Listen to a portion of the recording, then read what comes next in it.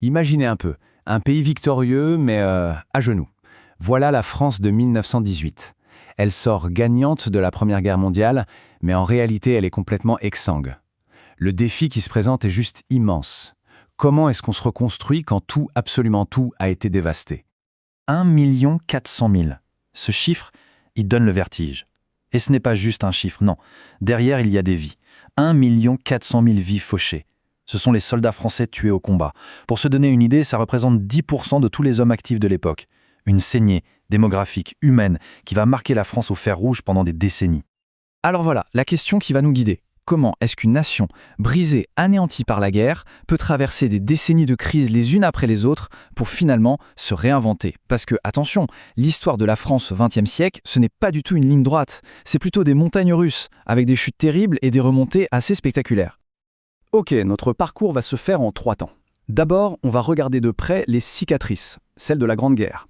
Ensuite, on plongera dans la montée des périls, cette spirale de crise des années 30. Et pour finir, on verra comment une nouvelle république a pu naître de tout ça.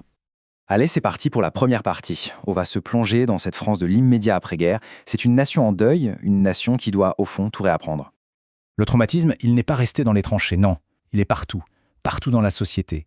Il faut s'imaginer des millions de blessés, les fameuses gueules cassées, des millions d'anciens combattants complètement hantés par ce qu'ils ont vécu. Il faut penser à ces 600 000 veuves de guerre, à tous ces orphelins, les pupilles de la nation que l'État doit prendre en charge.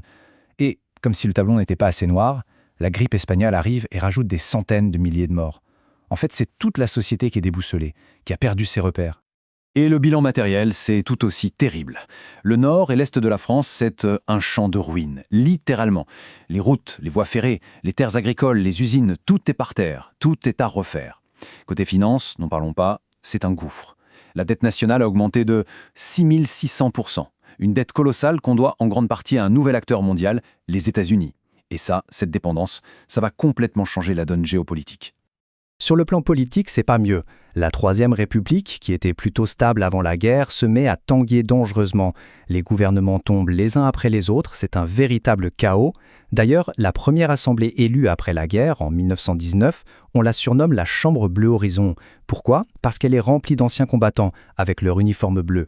On pourrait croire que ça amènerait de la stabilité, mais non, pas du tout.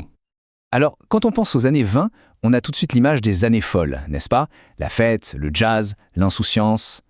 Sauf que cette expression, c'est ce qu'on appelle un chrononyme. C'est un nom qu'on a donné à la période bien plus tard. Et comme souvent, cette belle étiquette cache une réalité beaucoup, beaucoup plus dure pour la plupart des gens. Oui, alors si on gratte un peu le vernis de ces années folles, qu'est-ce qu'on voit? Bon, il y a un boom économique, c'est vrai, mais les inégalités explosent en même temps. La libération culturelle dont on parle tant, c'est surtout pour une petite élite, à Paris. Ailleurs, et notamment pour les femmes, les droits reculent à cause des politiques natalistes. Et la fierté nationale, elle est construite sur une exploitation de plus en plus dure de l'empire colonial. Le tableau est donc bien plus sombre qu'on n'imagine. Bon, la parenthèse, si c'en était une, se referme. On entre dans les années 30. Et là, c'est une toute autre ambiance.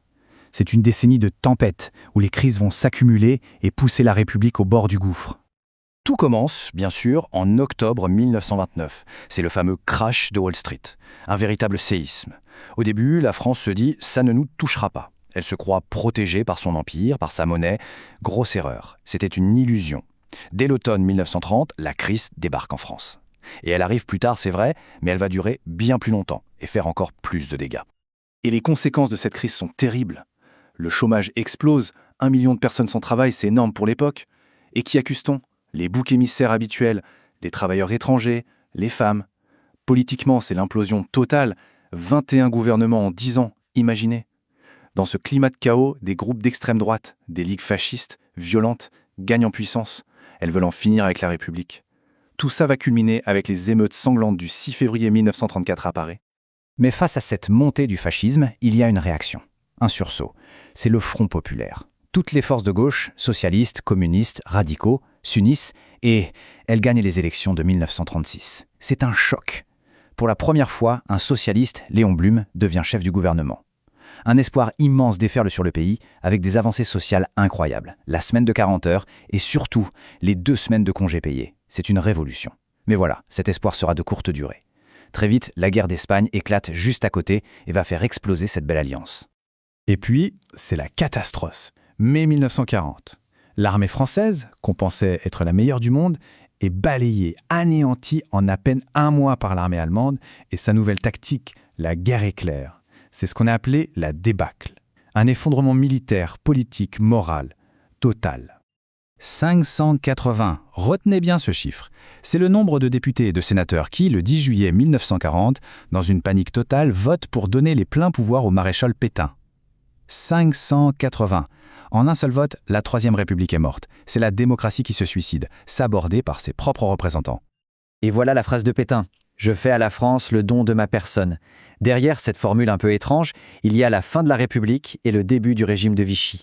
Ce qu'il appelle la Révolution nationale, c'est en fait le contraire total des valeurs de la Révolution française.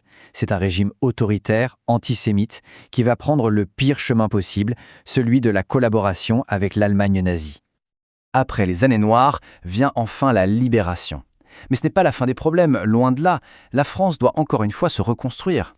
Et la tâche est peut-être encore plus lourde qu'en 1918, parce qu'il ne faut pas juste rebâtir des villes, il faut refonder la nation elle-même.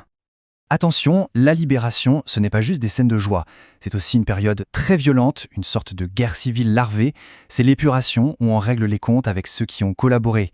Le pays est de nouveau en ruine, des villes comme Le Havre sont rasées à 80%, mais dans ce chaos, il y a du renouveau. On fonde une nouvelle république, la 4e, et surtout une avancée majeure, historique. En 1945, les femmes obtiennent enfin le droit de vote.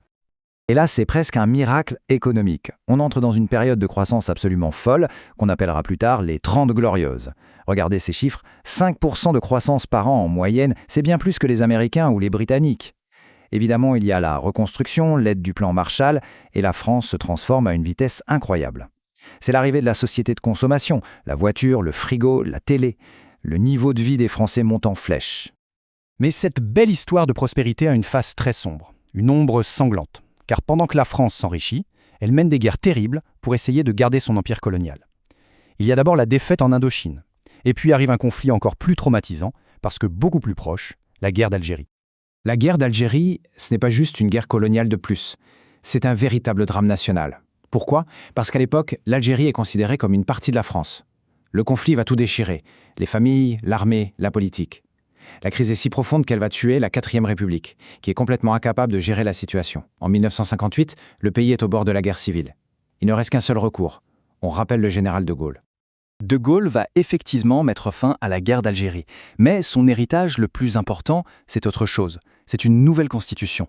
Il va créer la 5e République, celle que l'on connaît encore aujourd'hui. L'idée, c'est de rompre avec l'instabilité de la 4e. Comment ? En créant un président de la République très très puissant. C'est lui la nouvelle clé de voûte du système. Un grand pays n'a pas d'amis. La phrase est choc, mais elle résume parfaitement la vision de Gaulle pour la France. Son obsession, c'est l'indépendance. Après tout ce que le pays a traversé, il veut une France forte, qui ne dépend de personne, et surtout pas des Américains. Et pour ça, il va prendre 2 décisions majeures, doter la France de l'arme nucléaire et claquer la porte du commandement militaire de l'OTAN, un geste spectaculaire. Quand on y pense, de la boue des tranchées de 1918 à la puissance nucléaire des années 60, quel parcours! C'est une véritable odyssée. L'histoire de la France au XXe siècle, c'est une leçon incroyable de résilience, faite de douleurs extrêmes et de réinvention permanente. Mais ce passé, si lourd, si complexe, il laisse une question en suspens, une question pour aujourd'hui.